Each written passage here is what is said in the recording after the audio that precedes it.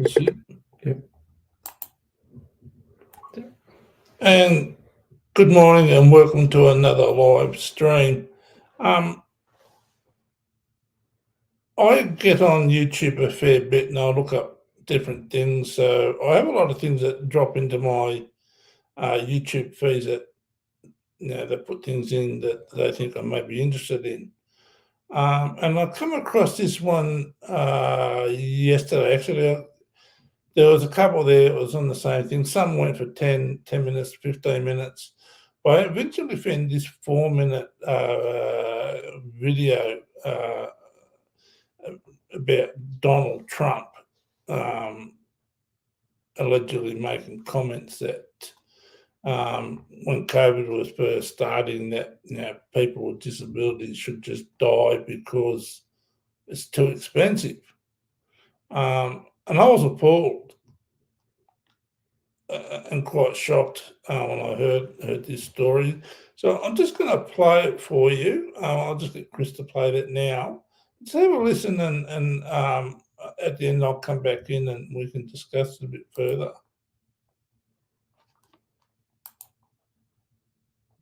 There's a new book on the way about the Trump family written by somebody who's actually a member of the Trump family. It's written by Fred Trump III, who, of course, is the son of Fred Trump Jr., who is the eldest son of the patriarch of the family, Fred Trump. So he is Donald Trump's nephew, and he's got a new book titled All in the Family, The Trumps and How We Got This Way. It's a good title, right? But anyway, in this book, Fred Trump III tells the story of how around March of 2020, right as the COVID pandemic's blowing up here in the United States, he went to a meeting with the White House because, his uncle was the president. They still got along. And he was there with this meeting with health officials and, the Health and Human Services czar, Alex Azar, because he's a disability rights advocate. So he was there with a couple other disability rights advocates to talk about the plight of disabled people and people with compromised immune systems and how they were more susceptible to COVID and how we needed to protect them.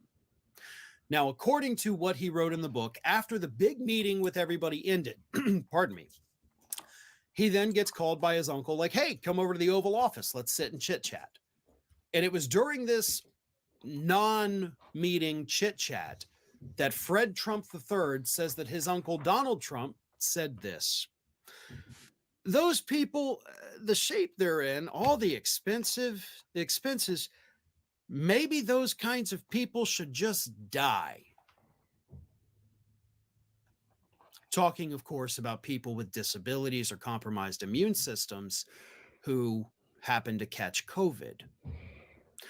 Maybe those kinds of people should just die. Now, that is according to Fred Trump. That is what his uncle said off the record. We do not have any way to verify whether or not that actually happened. So we cannot say for certain that it did. What we can say is that based on Donald Trump's past behavior, like when he mocked the reporter with disabilities, Sergei Kovaleski was his name. We do know that Donald Trump seems to have disdain for people with disabilities. He has no respect for them. He openly mocks them. So does this seem like something Donald Trump would say? 100%. Kind of like the Access Hollywood tape, right? When he thinks nobody's around that's going to say anything about it, he's going to let his real thoughts on something fly. And I do believe that that is what happened here. Now, of course, again, I cannot prove that Donald Trump said this, but I can't prove he didn't either. And given Donald Trump's history, it absolutely falls in line with something that Donald Trump would say. And I don't even need to sit here and go preachy on you and tell you how horrible this is and how disturbing it is. You know that. You get that. But I do want everybody to remember that according to his own nephew, Donald Trump said that people with disabilities should just die. Because, you got to catch this part in that statement too, they're just too expensive. Why would we want to spend money to keep somebody like that alive? Now ask yourself, Is that the guy you want in the White House? Is that the guy you want in charge of health decisions for the entire nation? So, according to Fred Trump's in his book, that's what his uncle said. I've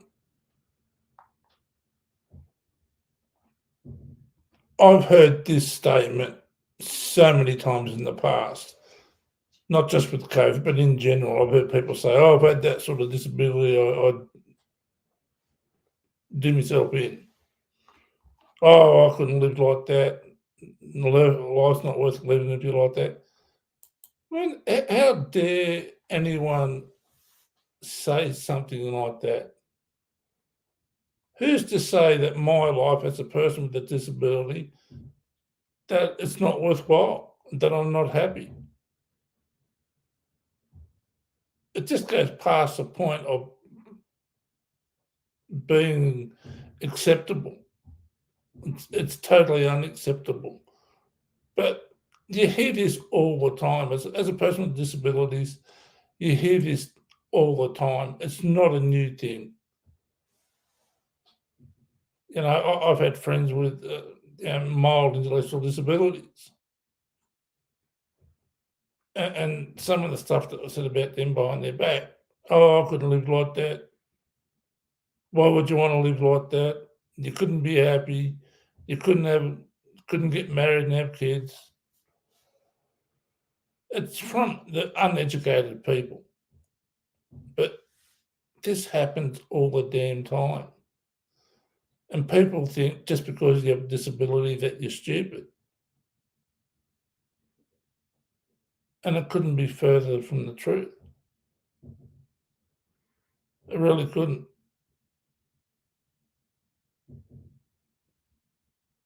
I mean, how do we stop this from happening in the future, these sorts of comments?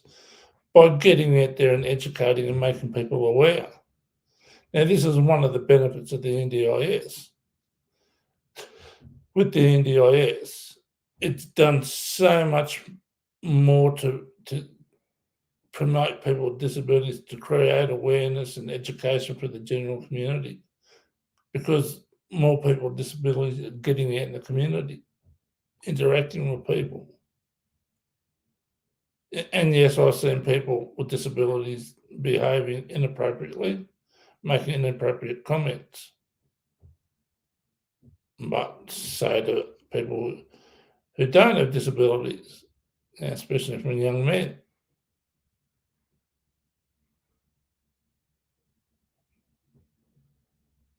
So this happens all the time. How many of these politicians here in Australia think along those lines? Secretly. They might think it, but they won't say it.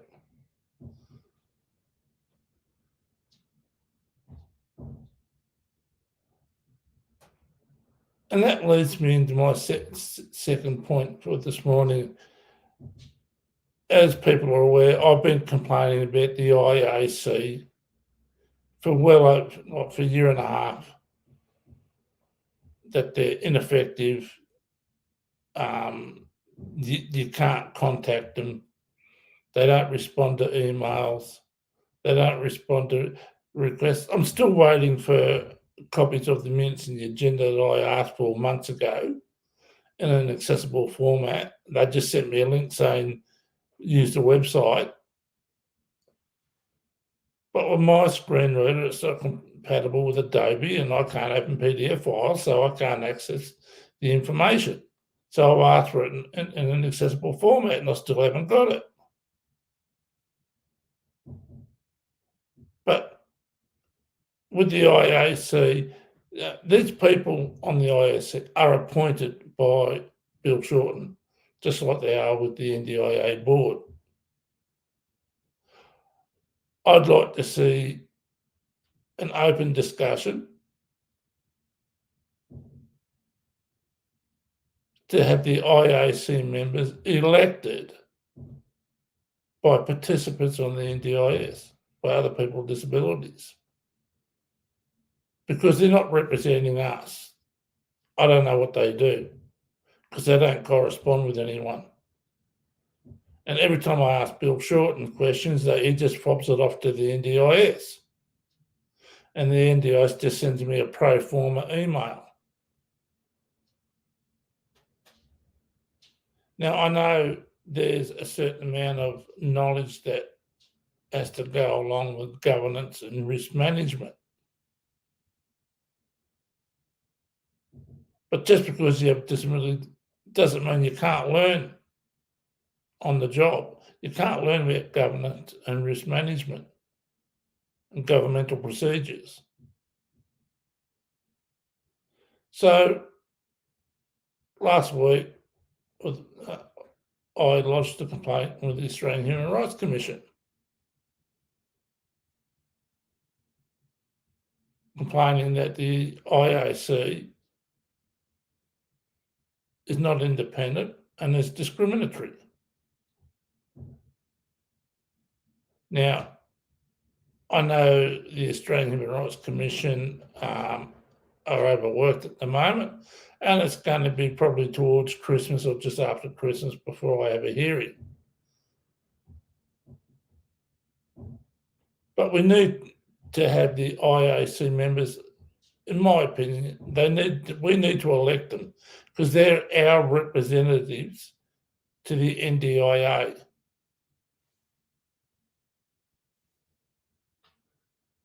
But how can they be our representatives when they're appointed by Bill Shorten?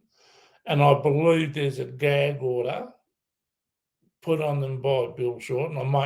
This may not be correct, but I believe it is, that they can't interact and talk about the NDIS.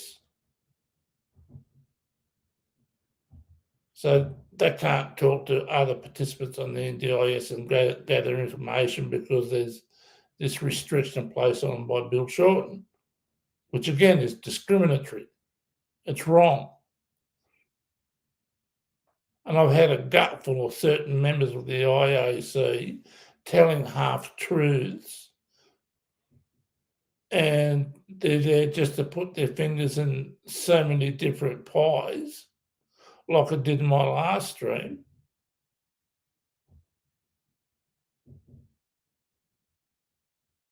Now, I've spoken to other people with disabilities, and it was Christopher Widows who first mentioned that the members of the IAC should be made up of people with disabilities that weren't put there by Bill Shorten. So I've sort of agreed with Chris, and now I'm trying to get an open dialogue with people with disabilities to find out if they would like to vote in their own representatives to the Independent Advisory Council, not Bill Shorten's Advisory Council. They're not our representatives. They say they are, but they're not. They're not allowed to talk to us, the participants in the NDIA.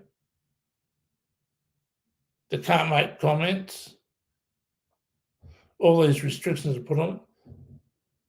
It's excluding us.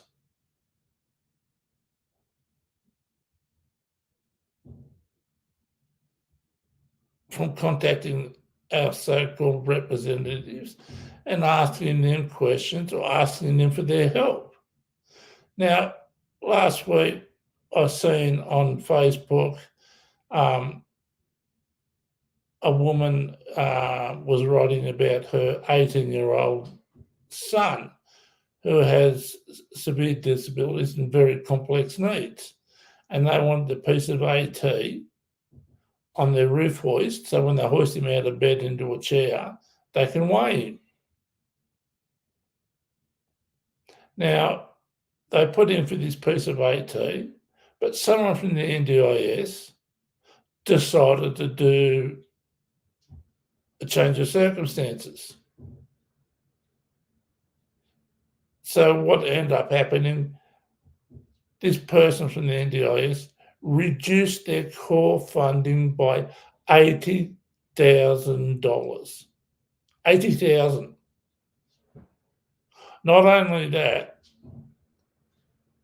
this young man was going to a community centre 4 days a week for 6 hours to give the family a bit of respite and for him to get out into the community. So that totaled 24 hours a week. That was reduced to less than 1 day a week. There was no consultation. The NDIS just decided to do it. Now, Bill Shorten said just prior to the last Senate inquiry to the reforms that this would not happen. This does not happen. Well, Bill, wrong again. People with disabilities hear these stories all the time.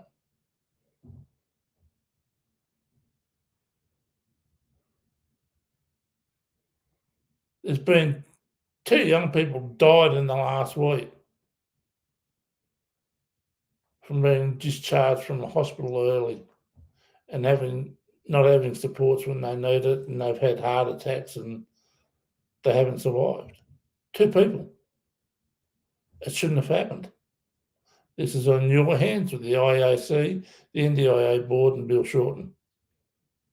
Their blood is on your hands. There's a petition going around for Jack, one of the young men that passed away, to make sure this doesn't happen again to anyone else. Yes, the NDIS needs reforming, but the NDIS doesn't have the right to go in without any consultation or any warning whatsoever, reduce core funding by $80,000 and getting out in the community supports for 24 hours a week down to less than 1 day a week. Ridiculous. What's the IAC doing about all this? We don't know because they're not allowed to say anything. We don't know because they won't talk to us. It's got to change.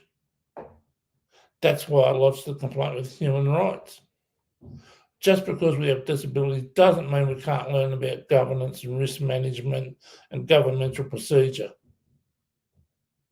Now, I know there's one person on the IAC, Judy Harper, who I interviewed late last year.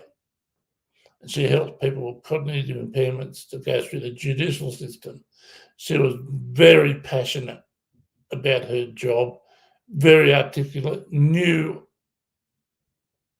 every question I asked her, she had the answer to. She was very, very impressive. I would leave her there and get rid of everyone else.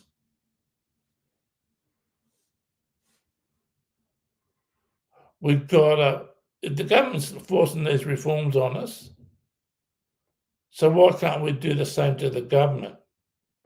Push our reforms onto them, make them more accountable for what they say and do, or don't say and do. The IAC, the NDIA board.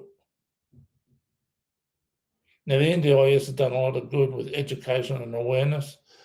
19% of their workforce has a disability, which is, I think the best in Australia or Australasia. So they are doing some things very well, but they're falling short in others. We need to be able to address our grievances to the NDIA. But who do we go to? You can't talk to the IAC. You can't talk to the NDIA board. The media keeps portraying people with disabilities as rotting the system. So who do we turn to?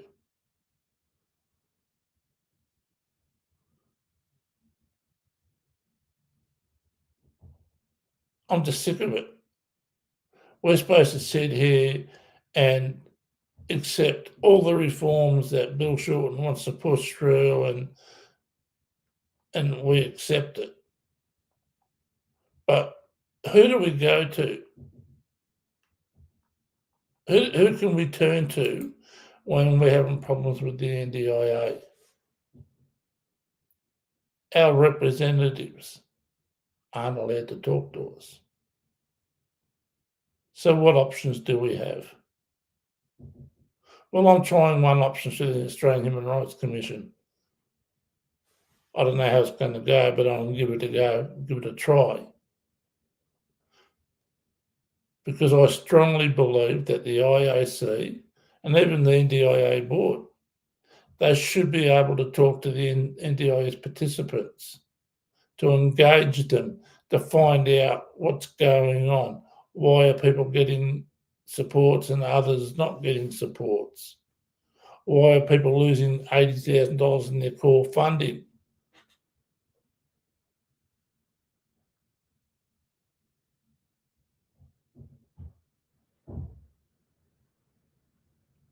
I need support in doing this. I don't mean financial support,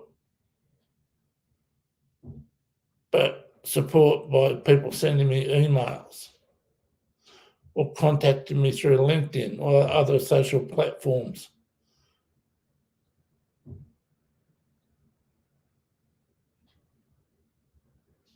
Maybe one step is to find a barrister to take it on pro bono and sue the arse off them.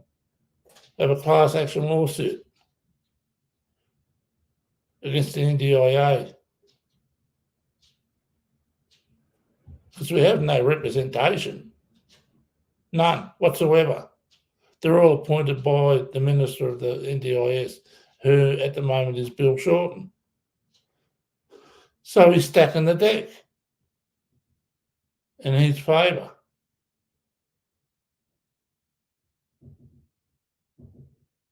Where do we draw the line?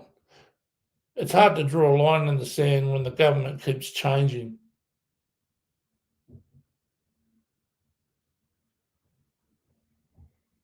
Now, my email address is blindadvocate007@gmail.com, or you can find me on LinkedIn with my name of Jeff Parker.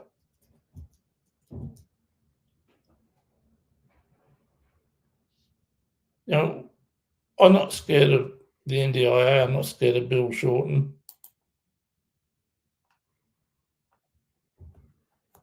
What scares me is no representation, no way to access help from our representatives.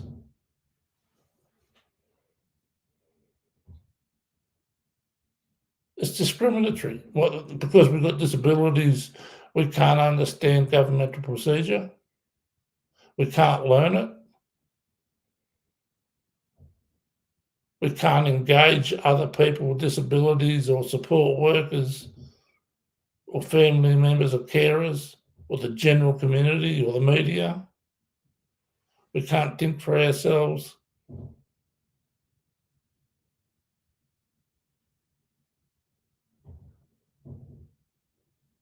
Now, I really can't express in words what I truly want to say, so I don't want to offend people. I'm so angry and pissed off that I've had to go down this track, forced down this track. Didn't want to do it, don't want to do it. I've got other things going on in my life. My local council tried doing this to me in 2000, and I battled them for 10 years. Got a barrister pro bono to take it to the federal court because I wanted an accessible path of travel through the CBD, and the council wouldn't provide it. They kept thinking I'd shut up and go away and get sick of it. But I dug my heels in, not just for me, but everyone in the community and all those people who's going to walk in our footsteps in the future.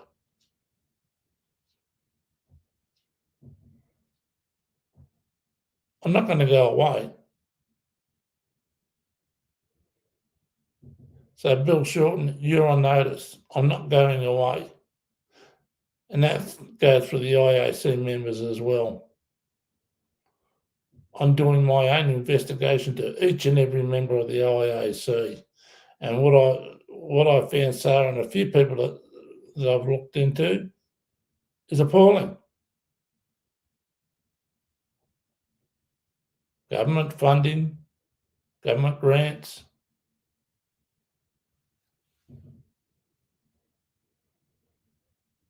for different businesses that they belong to.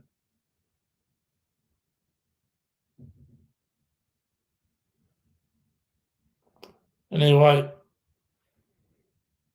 if you want to support me, please email me at blindadvocate007@gmail.com or find me on LinkedIn and send me a message of support so I can take it to Human Rights and say, I'm not the only one. Look at these people, these messages of support.